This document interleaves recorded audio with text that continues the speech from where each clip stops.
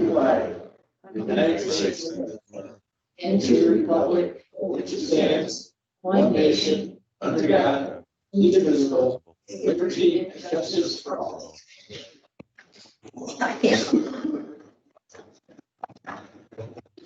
All right, any public comments for this fine evening?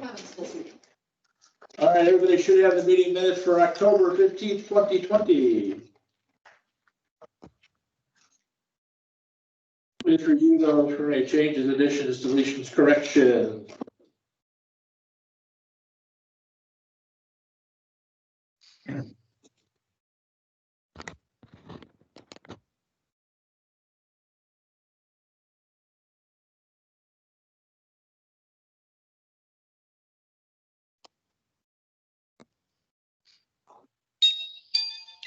If there are no changes, I'll entertain a motion to approve the minutes as presented. Second. Any questions or comments? Roll call, please. Mr. Kelly. Aye. Ms. Klein. Aye. Mr. Coe. Aye. Mr. Kajeki.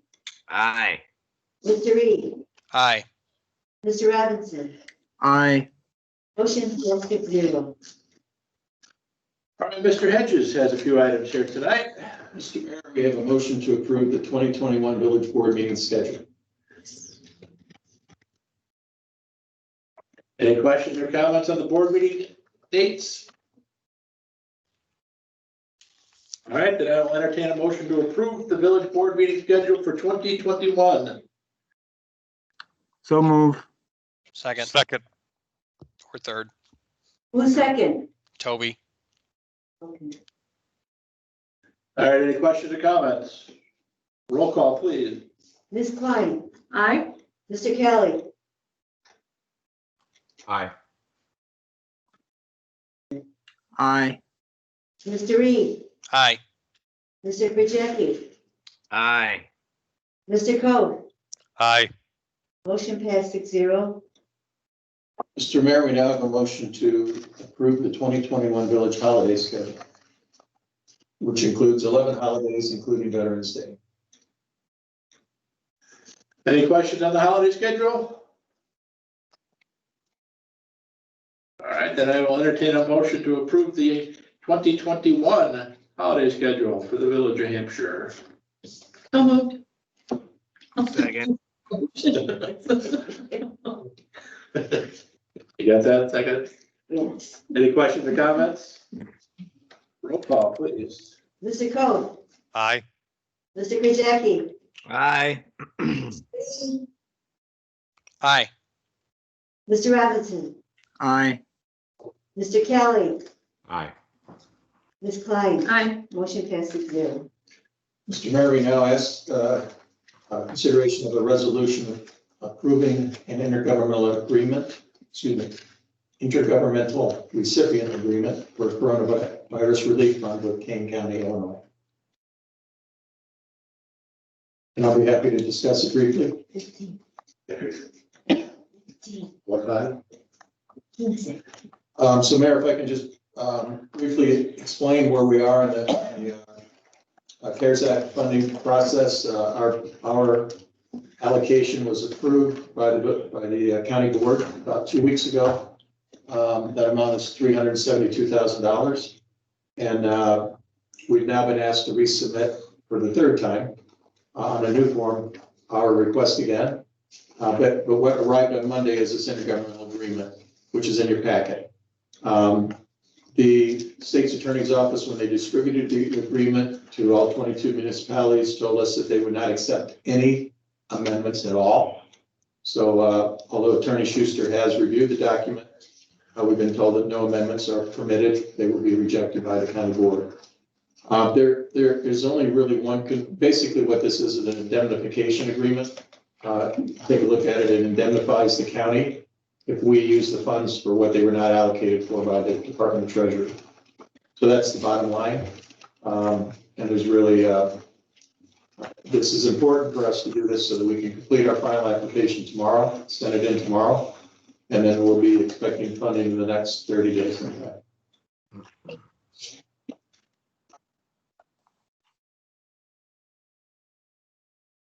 Any questions or comments on the resolution? I have two questions. One is on the actual forms, excuse me, that were filled out for Coronavirus Relief Fund Project Budget Summary. There's two amounts. There's one for 452,000 and change and one for 279,000 and change. Were those submitted, and then out of the 700, let's call it, that we asked for, we were awarded the 300? Is that how that worked? I'll explain it slightly different than that, Trustee Kelly. We were asked to submit two different applications, one from March through August, and then a second one for the rest of the calendar year, September through October. So those are the two different numbers that we submitted. Prior to those numbers even being submitted, our allocation was given to us. So we knew that our allocation was going to be $372,000, but we applied for more in case there's a second round of funding later in the year. Understood. Okay, so then my second question, and this one it's a little bit longer, but I'm hoping for some clarification here. In the section 601D of the Social Security Act, and this is in the intergovernmental agreement, it says that, section 5001 of the CARES Act requires that units of local government use funds received to cover only those costs that, and then there are three different conditions. My attention is on the second condition, which says were not accounted for in the budget most recently approved as of March 27th, 2020, the date enacted of the CARES Act for the state or local government. And then the follow-up to that requirement that I'd like to point out is in Appendix A, which is the Kane County definition of what this can be used for. Number 2, they again point out were not accounted for in the budget as of March 2027. And then there is a specific note that says Kane County will only approve payroll expenses for public safety, public health, healthcare, human services, or similar employees whose services were substantially dedicated to mitigation or responding to the COVID-19 public health emergency. So I know we talked about this helping to offset police salaries because they are considered public safety.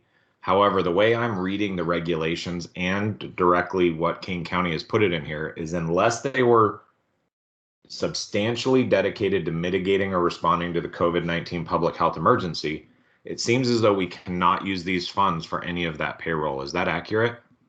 That's accurate with one exception. And that is an exception that we, the 22 municipalities, fought with the county for 3 months over. And finally, we had clarification from the Department of Treasury that by definition, public safety employees are considered to be not budgeted for. And they are also considered to be, what's the term again? Substantially, their duties are substantially, by definition of the Department of Treasury and by agreement of Kane County eventually, that definition, that FAQ was accepted. This is that you found the single point of contention that we have with this intergovernmental agreement. Because of that exemption or that exception, that should not be in this agreement, in our opinion, and I believe Attorney Schuster would probably agree. But it's in there, and we have no choice but to accept it. But they did clarify in their FAQs and in conversations with us, in emails directly with the communities, that definition of public safety employees does apply to police. In fact, we received advice from the county on Monday that in order to reduce their administrative time and their review time, they would prefer that we apply for that. Because then they only have to look at one item, which is police salaries instead of, sanitary or sanitizer and all the other expenses that we would otherwise have been applying for. So you're absolutely right, Trustee Kelly. That's a direct conflict with the other provision. And that's just the way the county has approached this. Has the county given anything in writing as far as an addendum to state that they have approved that with the 22 municipalities? My fear is that we spend it on this and they recall back the money. Because in this intergovernmental agreement, they would absolutely have the right to. Well, that would be I think that would have to be by the Department of Treasury, who made that clarification originally. And what they're doing is they're pointing, this is in conflict actually in the legislation. And in the CARES Act, those two provisions made it through the legislation. It wasn't That legislation was passed in about 48 hours, I believe. So it's not uncommon that this type of thing can happen. The legislation is actually in conflict. The Department of Treasury has interpreted both of those things in their FAQs and determined that the one overrode the other. But that's not something that the county chooses to acknowledge. So I believe the only way what you're saying could happen is if the Department of Treasury chose to enforce it that way, then the county would be able to come back on us. And that's what they're trying to protect themselves from. But let me just also add that if that provision was not allowed, public safety officers, then none of the communities receiving these funds would be able to spend their allocations. None of the 22 communities would be able to. In fact, some that don't have police and fire departments are really struggling to spend any of it. So are you saying though that the Treasury has stated that even though we have a significant detailed portion of our out for public safety, payroll, benefits, and it is a significant portion of our overall budget, that it's not considered a budgeted item? No, they will not. They have not clarified that in writing, and neither has King County. Neither one chooses to do that. What they have, I'm sorry, go ahead, Tori. There is one point, the budget was as of March 27th, 2020. So we actually, the last budget that we had adopted here in Hampshire was the prior year budget, because we didn't adopt the budget until April of 2020. So technically, none of our police salaries were budgeted at the time that they designated as when the budget had to be completed. Okay, Mr. Schuster, does that help with potential liability of having to pay it back? You're muted.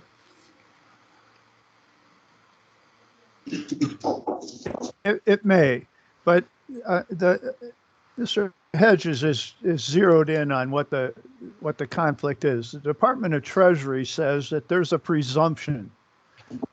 So Treasury says we presume, and you may presume, that all of your public safety expense was substantially dedicated to COVID operations or COVID-related work.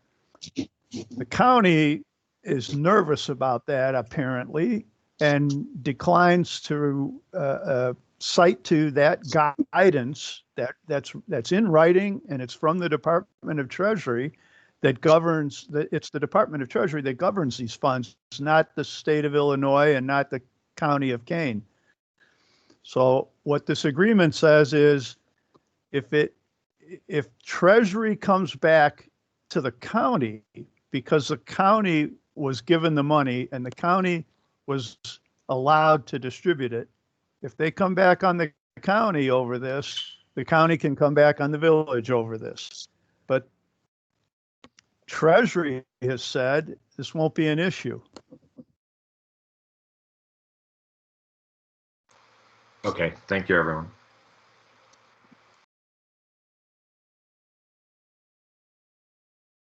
Any other questions or comments? Anything further, Mr. Hedges? No, sir. All right, then I will entertain a motion to approve resolution 20-15, a resolution approving an international recipient agreement for coronavirus funds. So moved. Second. Any questions or comments? I do have a comment. Unless someone else has one, they can go first. Comment, Brian? Yeah. No, I think to Trustee Kelly's point, it's a bit concerning to me. We have funds enough in the bank to where we could sort of set these funds aside, or are we going to need to use them immediately? I just would, in the event that the unforeseen or the thing the Treasury said that they're not going to do but didn't put in writing or backed by any legal document, if we do find ourselves in a situation where they're trying to claw that money back, can we sort of at least are we safe enough with that to not have to worry about it, even if it's 6 to 12 months out, or would it be wise for us to sort of set it aside, or do we need to use those funds immediately? Well, these funds are intended to be used to replace general revenue funds that are not expected to come in as planned. Sure. At the last meeting explained that we expect the general revenue fund to be about $400,000 short, I should say. And so these funds will be just about enough to cover that. So I can tell you that, you know, because property tax is already collected for the whole year, that's the substantial portion of the general fund, that we can hold these funds until the end of the year. But by the end of the year, we would have to spend these according to our current budget. And if we were to sort of, I guess that's just a daunting situation, I guess. And I understand that that fundamentally probably all it is just a way of delivering funds to municipalities, and it's not likely to happen that way. But we did have almost $1 million clawed back like 2 years ago out of the revolving loan fund. Now that those funds were sitting there, so I mean, no one saw that coming either. I'd hate for us to be in a situation where we get a $400,000 bill due and we don't have the funds to cover it. I don't disagree at all, Trustee Purcell. I think the county has put us in a very difficult situation here, but we're in the same situation with 22 other communities, and I'm sure hundreds of communities, thousands of communities around the country. Yeah, and I think the odds are super low. I mean, just to be on record, I don't foresee that happening, but I just would hate to get caught holding the bag. And that's it. Any other questions or comments? Yeah, do we, Jay, do you have emails or anything in writing from the 22 municipalities or any kind of communication stating that they are accepting that type of spending on this, so that we can maybe attach it to the records, as this was communication that came as a part of it? I know it's not a legal appendix, but at least it's something that this is why we made the decision we did. Yes, in fact, if I recall correctly, I believe that all of us sent letters, signed one letter to the county board specifically requesting that this interpreted, that the Treasury FAQs be interpreted this way. They did eventually agree to interpret it that way and approve our funding, but they still retain that language in the agreement. So the answer is yes, we have quite a bit of quick communication, actually more than just emails, official communication, I believe, taking that position. Okay. So we will make sure that that's collected in a file. If not part of this village board record, it'll certainly be in a file. It'll be available. Okay. If necessary. This person, any further questions or comments? All right, roll call, please. Mr. Robinson, yes, Mr. Reed,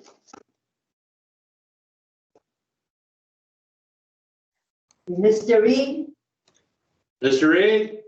I'm trying really hard here. Is my mic working now? Yes. Oh, for Pete's sake, I've been trying for the last 2 minutes to get it to unmute.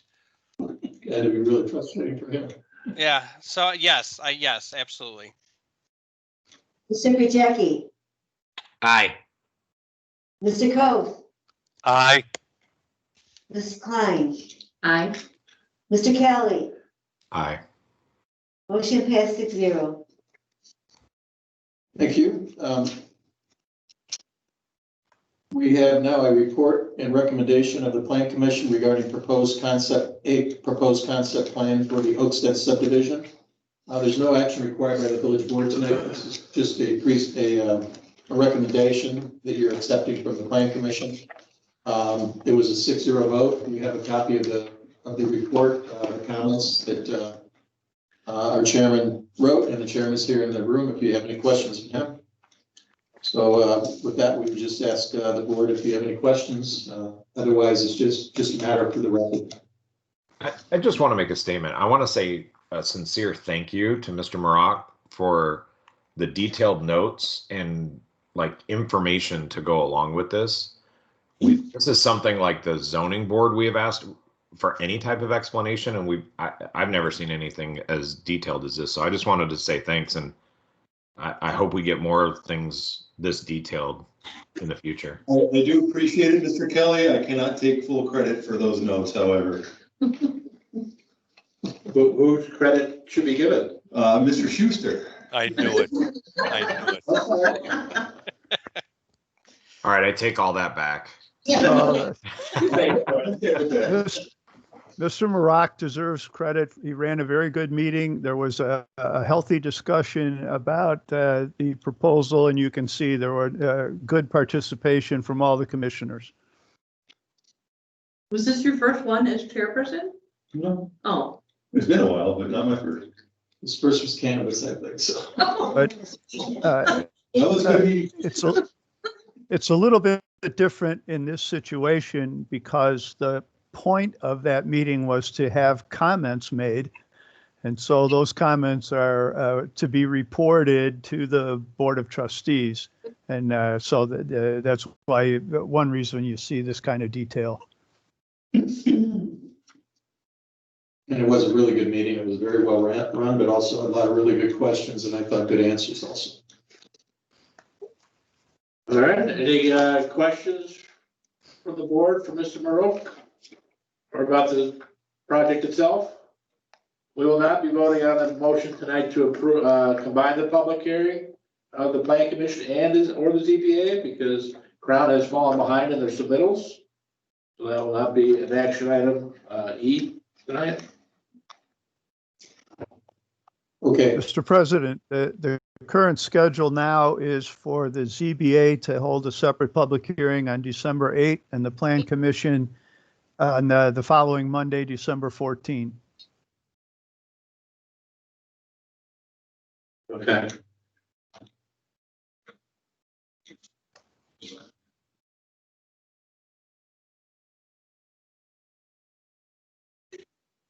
All right, any questions before we move on?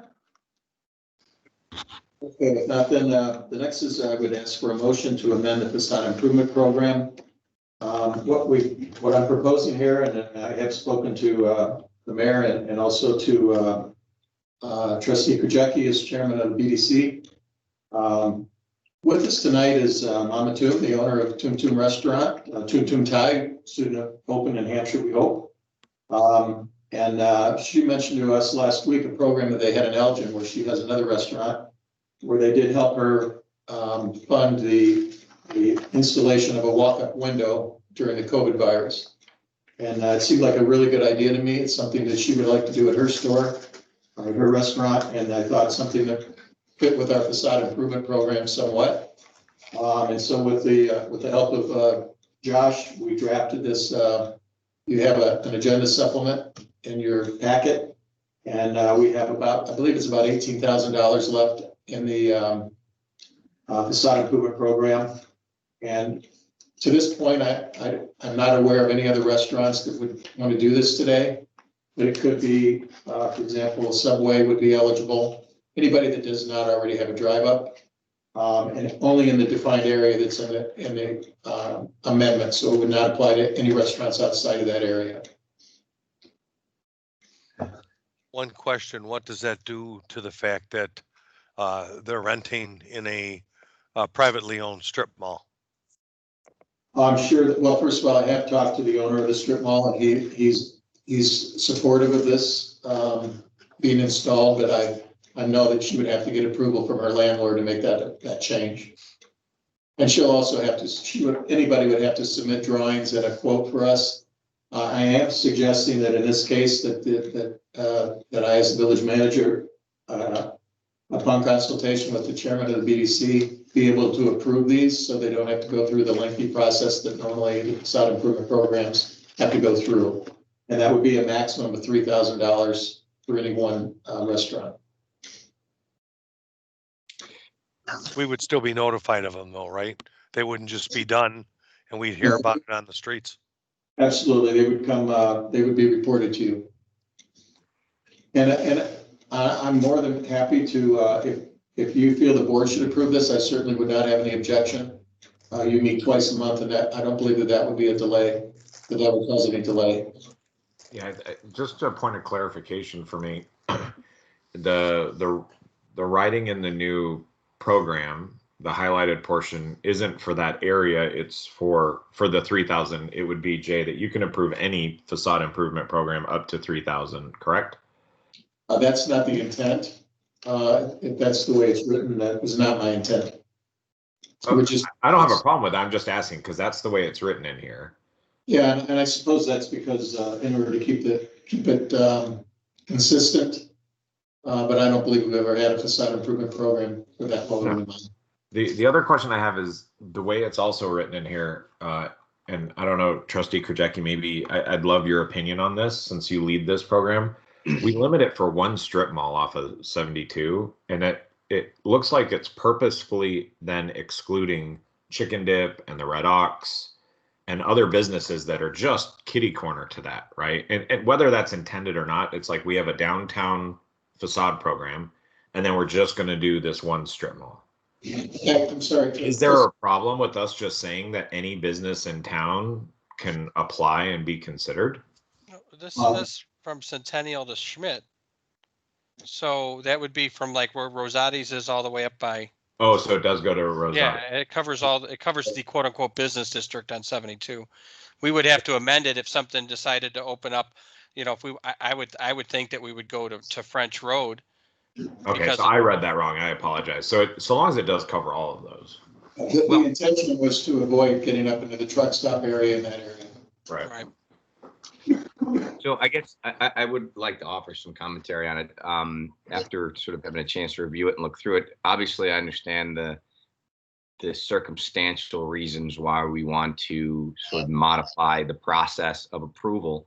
I will say I would like to limit that to the coronavirus pandemic, if only by means of the group agreeing to modify this once we're out of this process.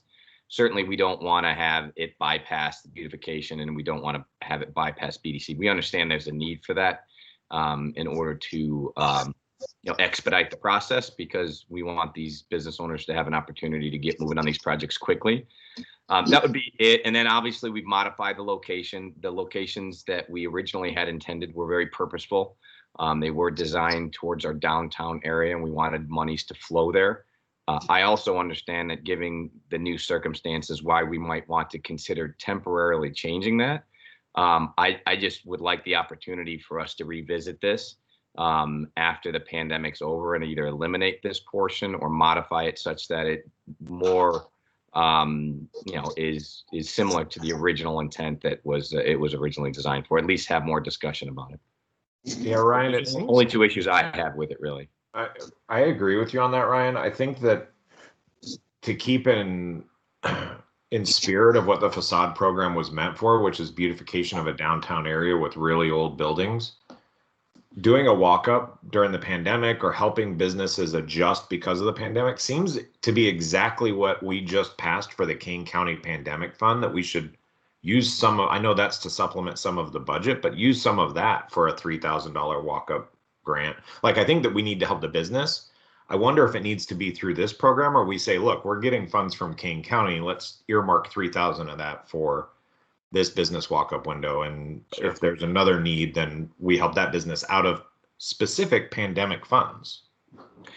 Yeah, I don't know, Jay, was there a reason? Is it because of the already existing facade program, or this was the most, the quickest way we could do it? Is that why you opted to choose that, or did you feel like it was with the spirit of the original program?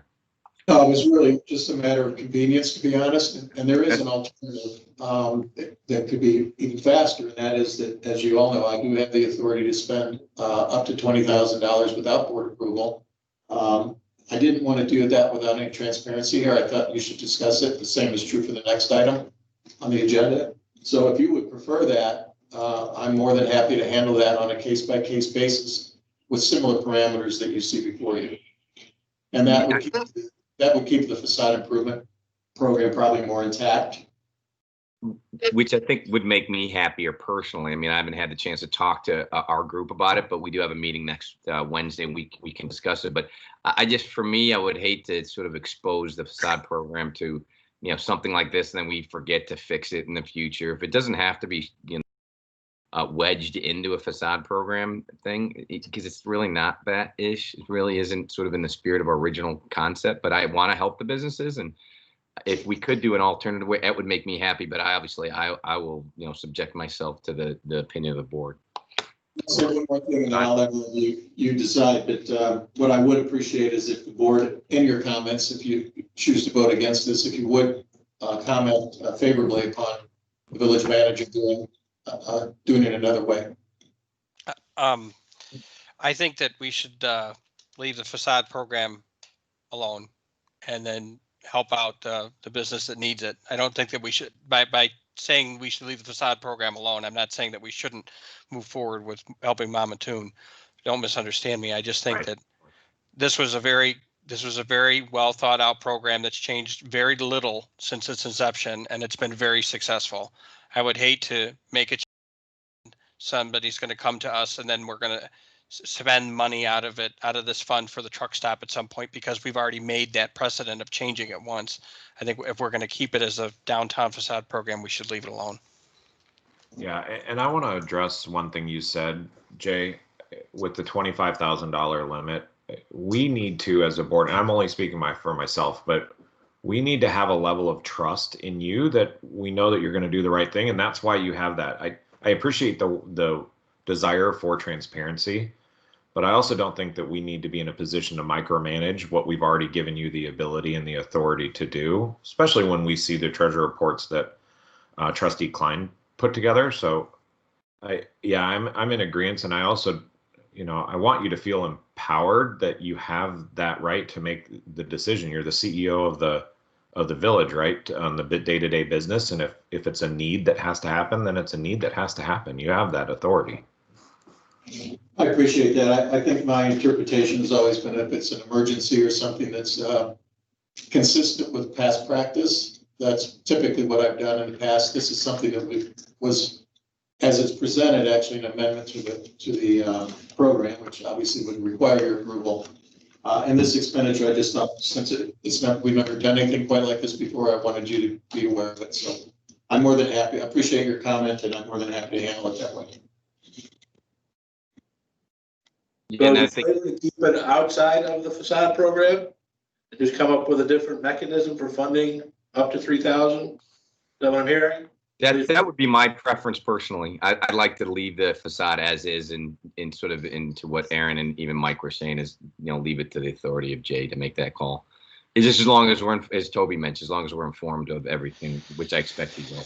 I don't know that we need a program. I think it's just Jay has the authority up to 25,000. But to Jeff's point, it may not be a bad idea to come up with something long-term of like a business relief program or something of that nature that they can apply for. But that's not something we need to discuss for the purpose of this meeting or even this decision. But it may not be, something that we shouldn't talk about, because, downtown is where all the perks are, right? We know that. There's very limited options that we can, or limited perks we can give a business or help we can give business, other than water and sewer rebates. Maybe this is an opportunity for the BDC to come up with another program that maybe we can fund part-time or on an as-needed basis, but at least we have a mechanism in place for this type of thing in the future, regardless of the location. Mr. Koth, Yes, sir. want to leave the facade, this outside of the facade program? Absolutely. Mr. Robinson? Absolutely agreed with everything that's been said so far. Okay. I believe we're all in agreement then, keep it outside of the facade program. With that, I will just withdraw my suggestion on item F. What's that? I will therefore withdraw my recommendation for item F.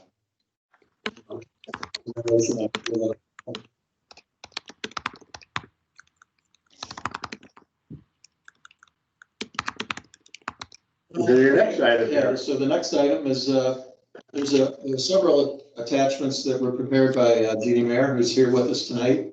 I asked Jeannie to help us with this. This is an idea that came up in our discussions, staff discussions with A5. We were talking about the situation with our bars and restaurants in town, and for the most part in our community, as I understand, at least my communication with them, they've been very cooperative with the governor's mitigation regulations, and so we were looking for ways in how we could help them. And this was a suggestion that came from A5 originally to staff, and then I did engage Jeannie with us on our call last Friday. And she was nice enough to come up with the way the program would work and also to administer the program. And so we're recommending that the board acknowledge that I plan to spend $3,000 to $5,000 on a program like this. And again, no vote is required. I'd just like to have general consensus from the board and get your feedback on what you think of a program like that. Great idea. Agreed. Great idea. I think it's fantastic. The only question that I have is that we haven't included any of the restaurants at the truck stop. Is there a particular reason why? They're for the most part not really restricted. They've not been having dine-in. For the most, I don't think McDonald's has been open for dine-in. I know Popeyes.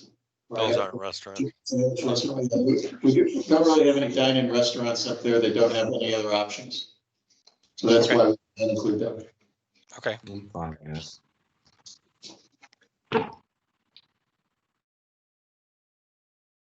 Great idea. Agreed. Where are these gift cards going to come from? Are they just like standard $50 gift cards, or are they gift cards from the restaurants that they can go to? They'll be from the restaurants. Jeannie has confirmed that all the restaurants involved do offer gift cards, and the village will be purchasing those gift cards right away so that there is that infusion of capital right away into the business. And then as Jeannie's going to administer, so she'll have the gift cards at the chamber office. And if somebody does qualify, they'll go to the chamber office and pick up their gift card. So, and one other question. I know that we said restaurants, right? But I'm looking at like Newman's Corner Pub that hasn't been open, and then the Cave as an example, and then Jimmy's that just opened. I don't know what kind of look it is if the village is buying gift cards to bars. Okay, so I understand that there's a perception thing, but at the same time, we're also segregating out the bars. Is there a reason? Mark, Mr. Schuster question is, what's the definition of a restaurant versus a bar? This is a restaurant gift certificate. Is it a pub or a? Well, a restaurant has to serve food, prepare on site and serve food. I mean, just off the cuff, I'd say that. That knocks 3 of them out. Well, and Trustee Reed, I don't know that the 2 of those 3 have the right liquor permit to sell takeaway alcohol. So that there's nothing you could buy there. Like I know the Cave does, where you can buy a 6-pack to go. I don't know if Newman's and the new Jimmy's has that signification of liquor license. I feel like we're keeping, including some businesses, but not all of them, but I mean, I understand why we're doing restaurants, right? But then at the same time, we're not. Restaurants don't have the markup that liquor does. Well, and the 2, excuse me, first of all, Jimmy's is closed pretty much indefinitely, I think. He's not trying to operate at all. Newman's is open because they have gaming. Gaming is legal. I don't believe that the Cape does not have gaming, but the Cape does have carry-out. So if you want to include the bars, you would certainly do that. I was just having a hard time figuring out how they could spend money there legally right now. No, I understand. Let's do something for the bars later on. Yeah, if we could come up with another program, Jeannie and I'll put our heads together and see what we can come up with. And we're going to have to fix the spelling of chicken dip or they're going to crucify us. Did I do that? You spelled it wrong. Sunday. You spelled it wrong. They close Sunday. Well, they're closing Sunday. I don't think they matter. I suppose. Is it okay in there? There's no E. There's no E. There's a dash. We could still buy gift cards and give gift cards. They're not going out of business as far as we know. The people can. Oh, it's It was Jeannie. autocorrected. Leave me alone. I did it on my phone. Hey, I'm the king of spelling errors. Okay, I'm not judging anybody. Oh, that's a good call. Okay, again, this doesn't require any vote of the board. I think I have a consensus. I appreciate your comments. I just read that. When does it start? Soon as I get it printed. He wants to hand them out Saturday, so maybe. Yeah. Linda has a receipt from today. Can she use it? No. Santa could probably have a couple to give away. Anything for you, Linda. I'll have a Mama Two receipt by tomorrow, if you're open, right? Right, well, I'll have. Are you guys opening tomorrow? Not tomorrow, Saturday, if I can. Saturday? Yeah. Looking Because forward to it. I'm not finished my menu yet. All right, anything further, Mr. Hedges? That's all I have, Mr. Chairman. Planning and zoning. Yeah, I have, well, actually, Mr. Schuster already kind of mentioned it. There is, Crown has postponed its upcoming public hearing for its position for zoning of new territory to be added to that, into the Oakstead subdivision. It's now proposed to hold separate public hearings on December 8th, 2020, and for the ZBA, and for Plan Commission, December 14th. And also the matter of the Park District's variance will also be heard on December 18th, and that would be for its gravel parking lot at Tuscany Park. Question on your meeting, Eric. Is there on the variation or zoning change for a gravel parking lot? Is that just a flat change it or not, or is there going to be a timeline involved on how long it can remain gravel? That'll be an issue.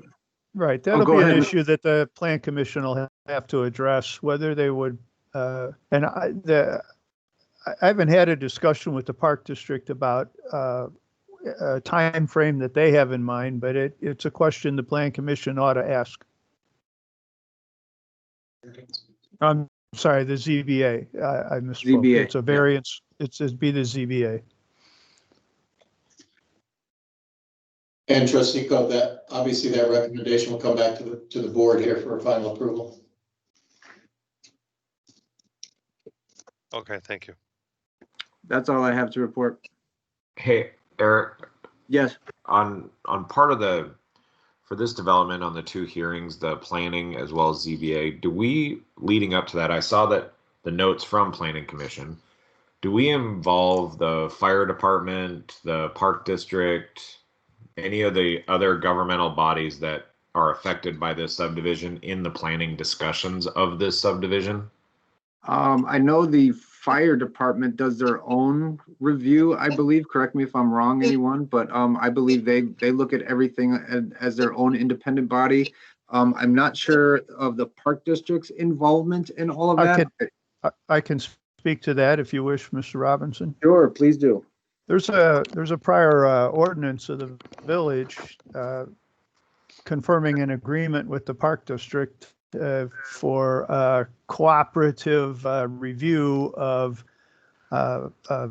lands that may be dedicated to the Park District for park purposes.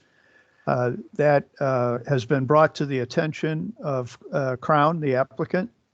I don't believe they've had a meeting yet, but they have been, I have requested that they do so. I know Mr. Hedges has mentioned it to him, I believe, and they should, prior to the public hearing date, have that discussion with the Park District. Okay. We'll also let the Park District know, well, actually, the Park District will be in attendance because they'll have a petition themselves that same night. So they'll be at the public hearing and can comment appropriately from their perspective about the revised plan for Oakstead. Okay.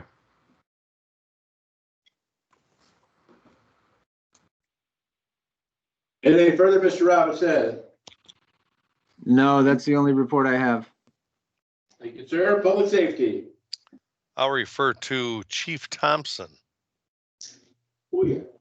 All right, in your packet, I've assembled a overview of our training over the past couple of months, just to give you guys an idea of where we're at in the department. We have had significant training due to the recent events. My 2020 goal was to get all my officers certified in the 40-hour crisis intervention team which is a CIT training. You will also see the agenda for that class. It's a 40-hour course. We had kind of a hiccup with COVID where the classes were canceled or reduced. I'm back on track. As you can see, my excuse me, my total hours of 232 hours of training over the past couple months to obtain my goal and to hopefully ensure, risk management for the village if anything were to happen. But moreover, to give my officers the confidence that they need dealing with the current events and the ever-changing events in today's world with mental health and all the other things that are going on. So we have two good courses that we're going through where everybody will be certified in. We have grooming one officer for an investigator's position. You'll see some investigative courses. Of course, we've got a 40-hour school resource officer for my new high school officer in here. So like I said, we're back on track, hitting it hard to get back up to speed after the COVID kick.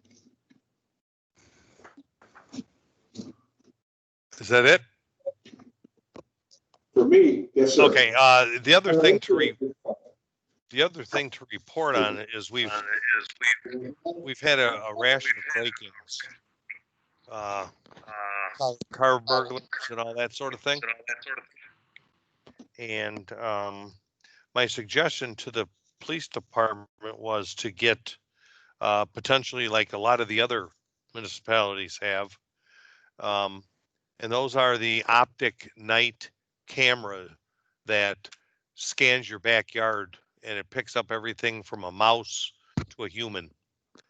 And they mount them right on the spotlight of the car, so they can drive along and aim that spotlight at your house, and it'll just keep scanning to catch all these guys in bushes that you can't see normally.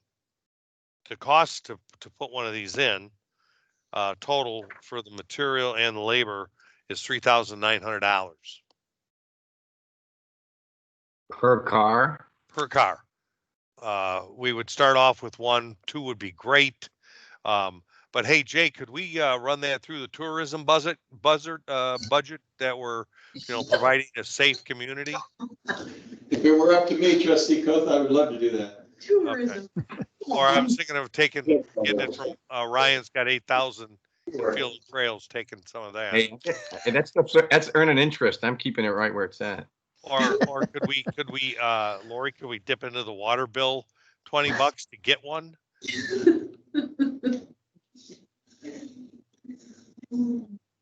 Because right now what's going on is if you have dark clothes on, all you have to do is step in the bushes and they can't see you. For liability purposes, they can't drive around with their lights off. So you're going to catch them if you're lucky at best. With this thing, they can scan and it'll pick up bodies. I think it's a great idea. I'm all for public safety, so I'm with you on this, Toby. I think if Mr. we do get one, Krzyzewski? Eric, you donating money? No. I'll give you Halloween candy. We could sell it. Market's flush with that stuff, Eric. You're not going to get much for your Halloween candy. Ooh, yeah. There's a lot of leftovers. There's a lot out there. But I guess I would mind getting some more information, I suppose. I'd like to see other municipalities that have used it, some of the effectiveness of it. I mean, it already, I just would like some more information. It's an interesting. I'll get that to you tomorrow. Elgin has them on all their squads. And if you look, it's a big round dome on the top of the squad. These newer ones are attached to the spotlight of the squad, so they're not so cumbersome, and they're easier to remove. But it's just something tonight to think about. Every person I've talked to in Tuscany, and I made it a point to talk to a lot of the residents that walk up and down our trail, are all for it. They're tired of it. They want it to end. And the police can't do anything unless they're lucky. And the positive is, right, it's not permanent. You can take it to another squad. So the initial investment's $3,000, but you know, like anything, when we replace the squads, right, we move the equipment. This would be another piece of equipment that we could move. Right. It's $3,920. Yeah. But that's all I have. I think it's a great idea. Fields and trails. No report, No, unless Toby has something. I just want to borrow some money from you. Village services. Nothing to report. Public Works, Tom. Snow plows, they're getting the snow plows all ready. They're doing extensive tree trimming now that the leaves are gone. And they need an end loader. We need a rubber tire end loader. So if you know anybody that's selling something in good shape, Brad, let us know, will you? Brad even on there? Okay, and there's a street report for everybody's perusal. If I could just add that the Highland Avenue stormwater management project started today. Nice. I did meet with at the last meeting, we talked about the tree that had to come down, so I did go out and meet with those two residents, and they were both supportive. And in fact, I believe the street department took down 3 other large trees on Highland Avenue this week also. So that project is underway, and it should be completed by the end of this month as well. Are the mowers happy? Yes, they're very happy that it's happening. I haven't spoken to her since I told her it was approved a month ago. Anything further, Toby? No, sir. BDC has a slot. Yeah, we've got our meeting next Wednesday. I actually pulled up my phone here to look at the date. It is the, hold on. Well, let me, It's the 11th. And now that the village hall is closed, you will not be able to have your meeting on a day that the village hall is closed for official business, I believe, Mr. Schuster, is that not correct? Unless it's a regularly scheduled meeting, it should not be held on a holiday. Okay, well, that's Veterans Day. Meeting, though. it is a regularly scheduled meeting, but I could move it out of respect. That's fine. Let me get with my the members of the commission, and we'll update. That's the first I've heard of that. So we'll look at modifying that date, maybe to the following Wednesday. And I'll be sure to copy the entire board on the agenda when I set it up. So Public relations meeting that following Wednesday? I don't believe it. I think it's on a Monday, public relations is. I thought we were on Wednesdays. Yeah, me too. It was a standing for Wednesday. Yeah, you're right. It is. Okay. But that's okay. What we can move our meeting up or down or whatever. There's more than one place to have a meeting. We could even have ours at the police department if the chief will have us. There's only 3 of us. Well, You can meet in my office if you want to meet, if there's only 3 of you. Yeah, I mean, don't worry. Don't reschedule. BDC. I mean, I'm already scheduling it. So I mean, we have some flexibility. I mean, Wednesdays are just when people are used to meeting. No, I know. So what I'm saying is if you need to push it to the following week, we can move to another place. Sure. So that you Okay. can have it. I'll get back to on that. Let me just remind you that one of the important things that you'll both be doing at those meetings is going the next step with A5. So you Right. might want to consider a joint meeting if there's not other business that would interfere. Oh, you know what? That's true. We could probably just meet and then we can we could do the dual meeting thing to talk to your board, and then we can stay for what we need to stay for, and then we can adjourn and then leave. And we can push A5 to the start of the meeting too. So whatever it is that's overlap, you guys can attend, and then if you want it. Yeah. Okay. Why don't we just plan on that if your board's cool with it? This way we can all work together. Okay, sounds good. Yep. So, Mr. Schuster, with the new meeting regulations due to the COVID pandemic, can a committee such as the PR committee be all 100% remote? So long as it's posted and it's in Microsoft Teams like this is, can Mike, Toby, and I be at our own homes and just meet? Do we need a physical location? The law requires that one person be physically present at the posted location of the meeting, which is typically Village Hall. So one person needs to be there. at least. And that Okay. person could be an administrator, right? It could be the village administrator. So it could be like Jay in his office attending the virtual meeting. I Since he's believe physically so, yes. Okay. It could be Mark Schuster too, if he's bored and wants to attend a PR meeting. I'm not sure the village, I have to look back at the law. I'm not sure the village attorney qualifies. It was a very specific list, but I'll look at it and let you know. I could drive out and sit at Village Hall and you all can stay in your houses. Did the Public Relations Committee afford to pay Mr. Schuster to be there? Yes. Paying that bill. Field and Trail still has $3,000 left. Hey, stop spending my money, Toby. I All say, right, anything further? Anything further, Mr. Pacheco? yeah, and I'm sure Mike's probably going to mention it, so I don't want to totally steal his thunder, but I want to remind everybody about this Saturday. The Chamber's got the event that's designed to support our local businesses. So, like I said, I don't want to take too much from Mike, but just a reminder Go for to it. Go for it. Keep going. You're doing a great job. No, I'm just obviously I know we're going to do the village is going to be supporting the Santa's workshop over at the Guardian Angel Basset Hound Rescue. But just in general, just please get out and support our local businesses. I think it's a great thing that Jeannie's put together. It took a lot of work and a lot of coordination, and I just think it's important that we get out and support it. Ho, ho, ho. Oh. But other than that, Mr. President, nothing else. That's not like the risk. Finance has an item. I gotta go quick, I have 5% battery.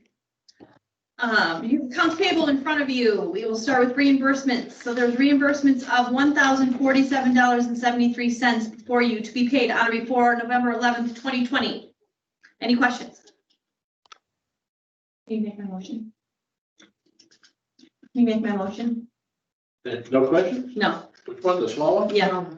I will entertain a motion to approve bills payable, the amount of $1,047.73. So moved. Second. Any questions or comments?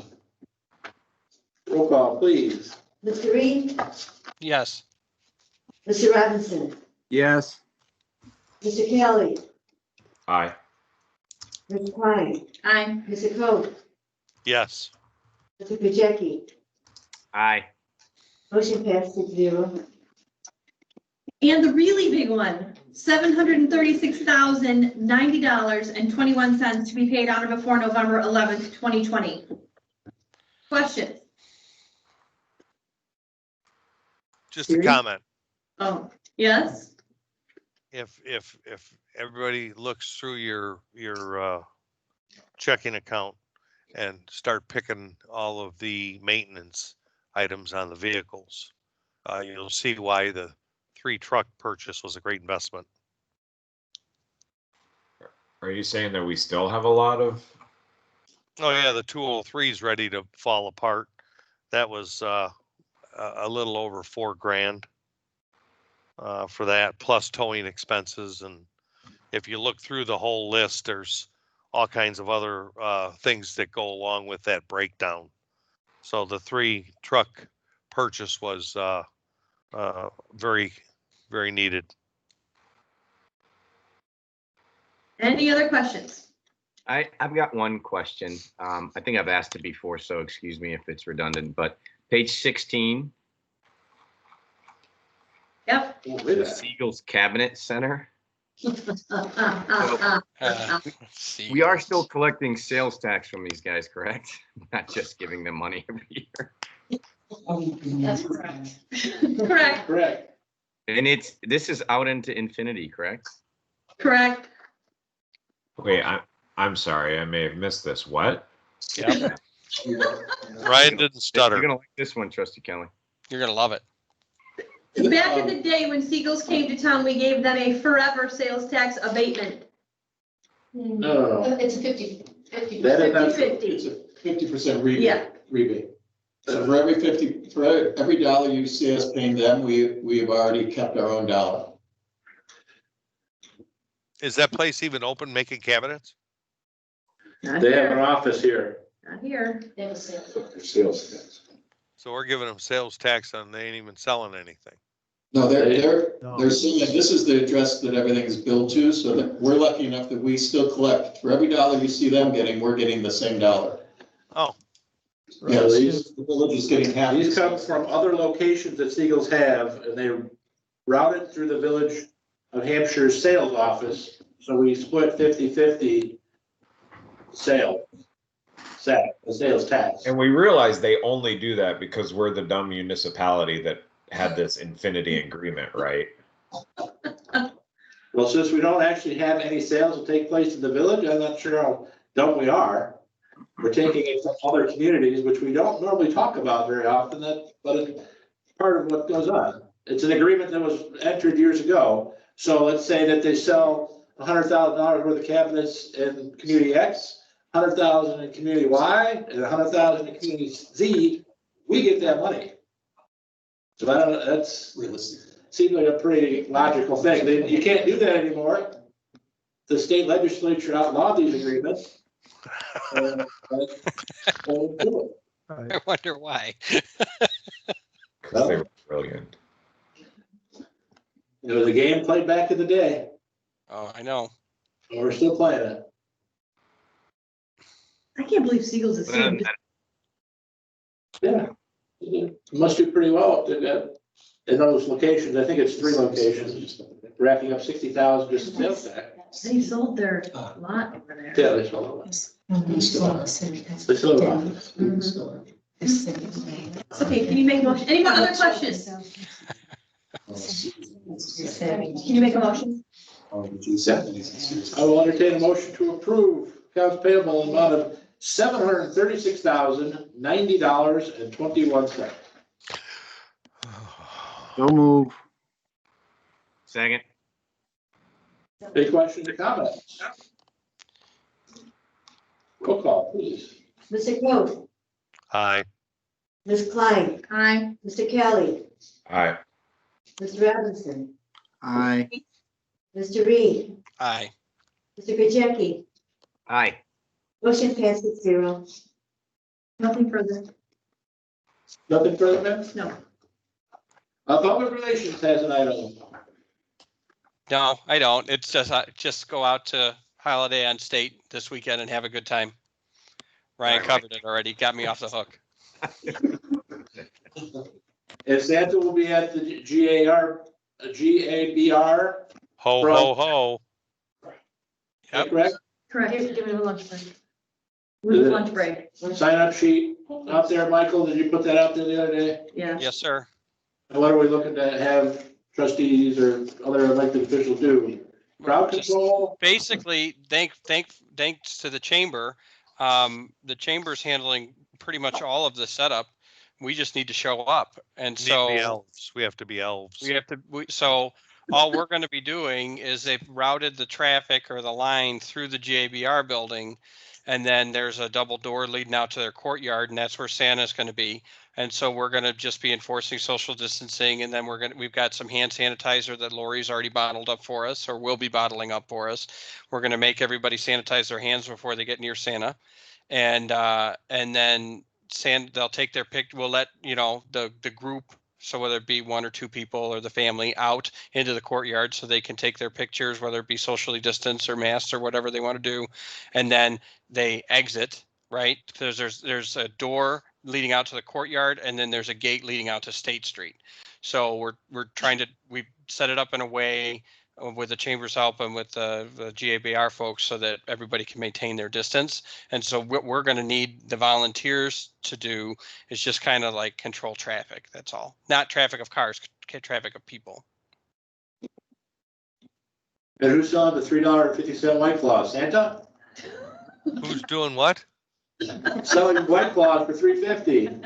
I don't know, but they have a big screen TV and a bar inside the GABR, so You do. the elves, some of the elves will have to keep track of college games and how we're running on You have teams. to call your guys?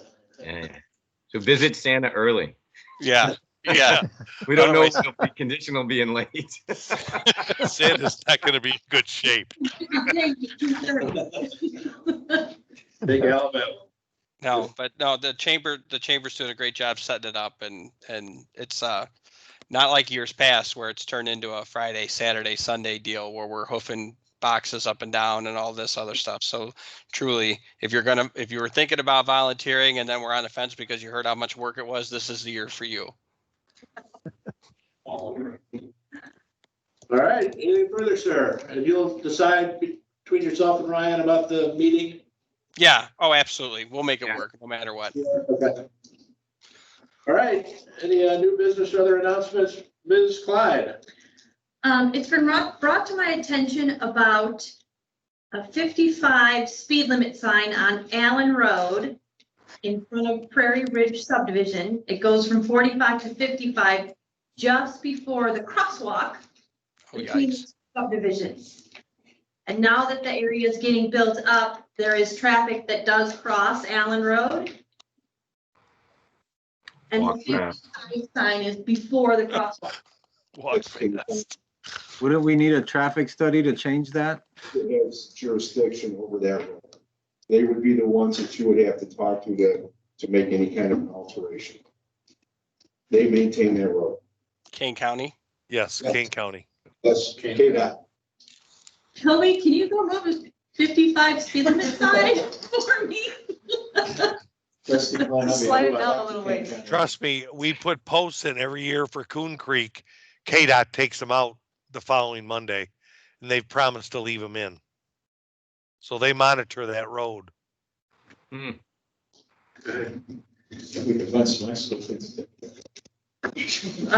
There's some dads over there that asked me if they could just do it, and I said, no, just a minute. And I have one more thing. Yes, ma'am. Happy 25th wedding anniversary to you and your wife. Hey, Thank you. happy anniversary. Yeah, happy anniversary. Happy anniversary. That was fantastic. We got to stay in and do nothing. I was gonna say you like that. I cooked steak and potatoes and green beans. It was fantastic. So Did she let you sleep in, or did you have to get up early? I always sleep. Yeah, That's a little. Put it this way, Santa will be in Hampshire before I get out of bed on Saturday. What did you say? I'm sorry. Santa's gonna be what? He said Santa's gonna be in Hampshire before you get out, Oh, before he gets out of bed. I thought he said half in the bag. A pack of Coca-Cola for my birthday on Halloween. Well received. The Coca-Colas are gone. Forgot about your birthday. And my lottery tickets, maybe next time. But thank you, everybody, for that. Very nice. Any other new business? Yes, or other yes, I do. We have a situation in front of Casey's where District 300 seems to park their buses from the entrance of Casey's all the way down. What street is that, Christine? Old Mill. Old Mill. And they block the entrance of Casey's pretty bad. There's been quite a few near misses. Is it possible, or do we have to do a study to put no parking from here to the corner signs? Ordinance, or we can just talk to D300 and see what we can. Or just talk to the bus company? I have, Christine, so you know, and after I was told what to do with that, I was also told I was number one. So Nice. I know the guy in charge of the bus garage in Carpentersville pretty well.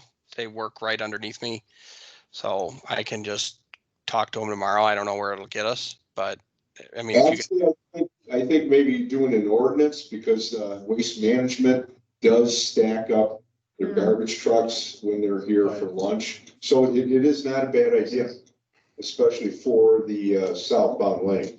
Yeah, it's dangerous for the. You're right, right. Maybe a no parking on both sides of the road to Old Mill. Right there in that block. Yeah. Turn in there, and the wide turns and stuff. Yeah, it's a good point. It'd be nice to get it done before winter. Well, how about if Chief Thompson and I do a little study and come back to you with something? Okay, in 2 weeks, that'd be great. Take it. It's that much. It's just, you know, and they'll figure it out. Because it's only like 3 buses. They can that park can't- that on, you know. Right. Yeah. Yeah, well, the bus is 45 feet long, so 3 of them's a football field. True. All right, anything else? Yeah, I have one thing for Jay and ask. Can you reach out to the Kane County Health Department when you go to their site? When you go to the Illinois Department of Health site, they've updated the county coronavirus case counts and death counts. But when you go to the Kane County site, they haven't updated anything since October 25th.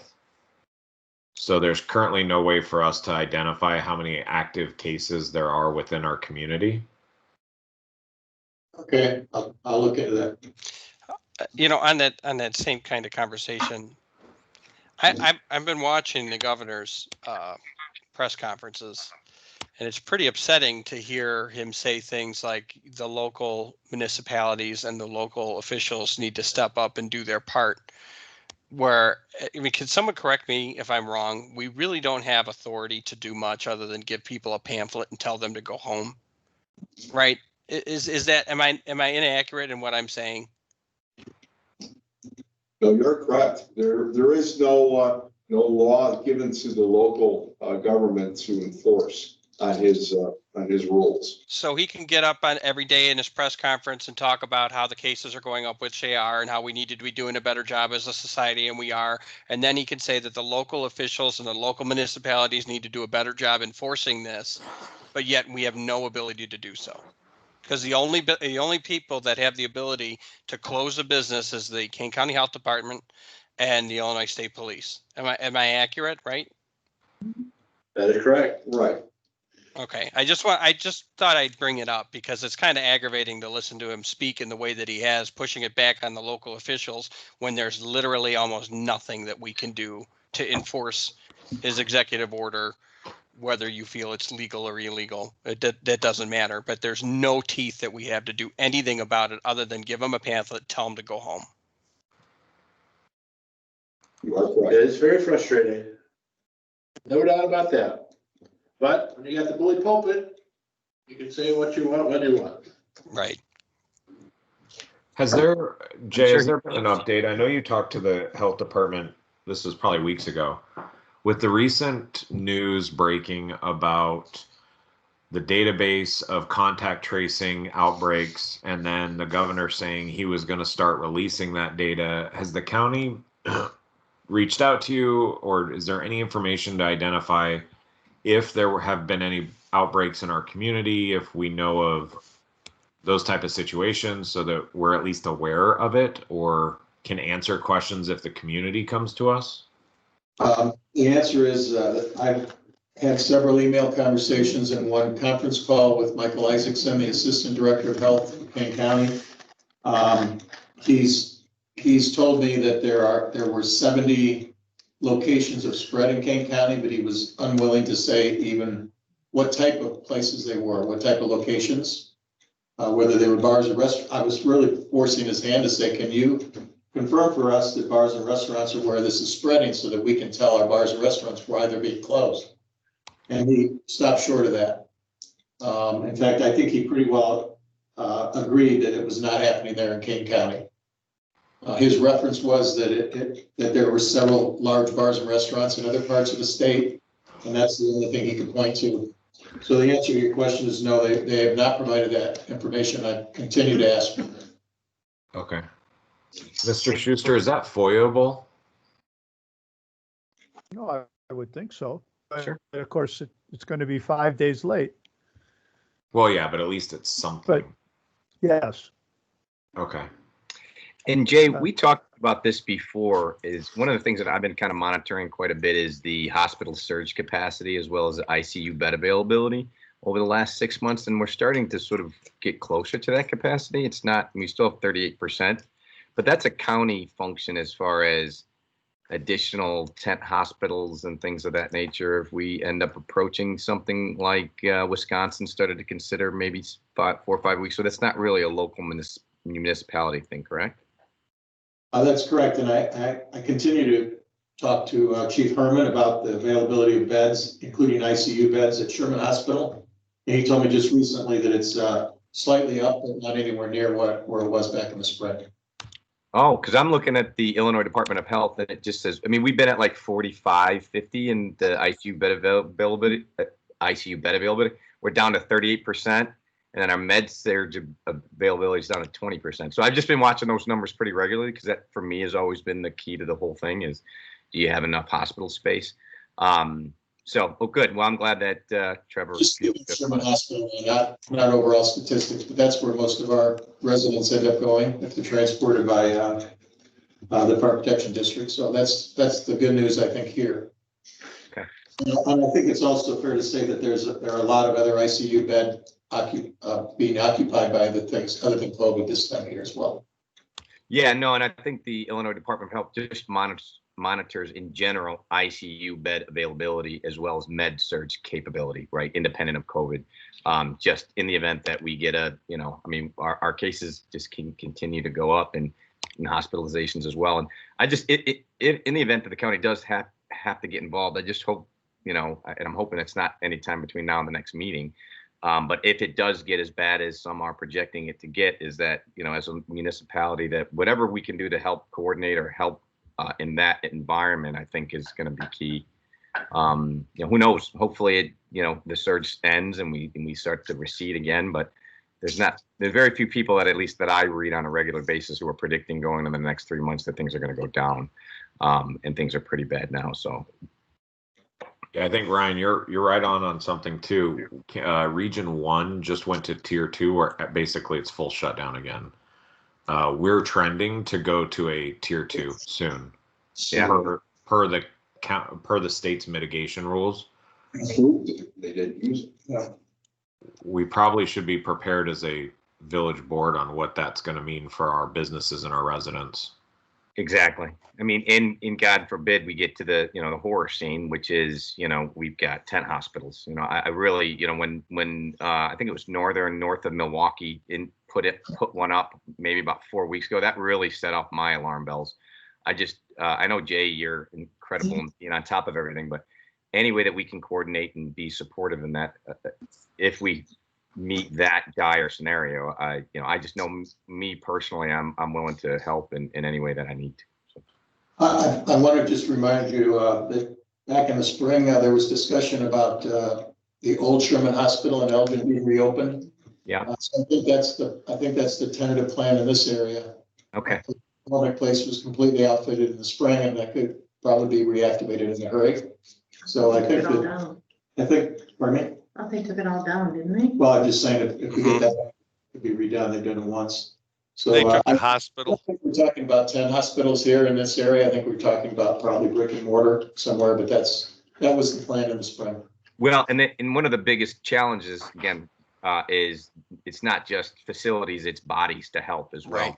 Right. You only have so many doctors, so many nurses, so many to me, that's what's always defined this crisis for me personally is you don't have enough, professionals to tend to the people that are sick.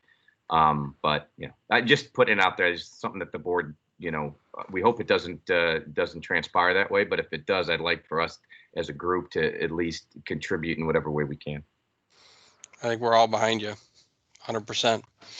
Like I said, it's just hard sometimes when you sit and watch him speak because there's not much that we can do in its current form of regulations, right? Us as a village, our hands are pretty much tied. We can, even at the police department, I feel bad for them because they call and they get complaints, and then you go in and you don't have authority to do anything. Yeah, it's frustrating. Yeah, it's extremely frustrating. And now he's pushing it all back on the municipality, saying it's our fault. Well, and I think that's where Trustee Reed, where my concern comes in is when the residents of the village don't understand that. And then they come to us saying that we're not doing what we can to keep them safe because they don't understand there's nothing we can do. Right. He can say whatever he wants from his pulpit, but there's nothing we can do legally and constitutionally. Except say, stay safe, social distance, wear a mask, wash your hands. Right. Right.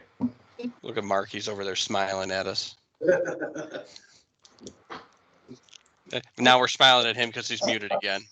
He's muted. No, he's actually talking You- to the tower. He landed on a plane on Yeah, you- on 90. All right, anything else? Wait, Mark was gonna say something. I can't hear. He was laughing while he was saying whatever it was. Mark, you want to tell us what you were laughing about? Just the fact that, you know, you can say, you can give them the admonitions that they all know, and that's all you can do. Anything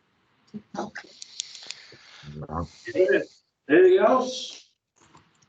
All right, then I'll entertain a motion to adjourn. So moved. Second. Question or comment? Roll call, please. Mr. Kelly? I don't know. I guess. Well, we'll let you stay out for a while. Ms. Klein? Aye. Mr. Coe? Oh, yes.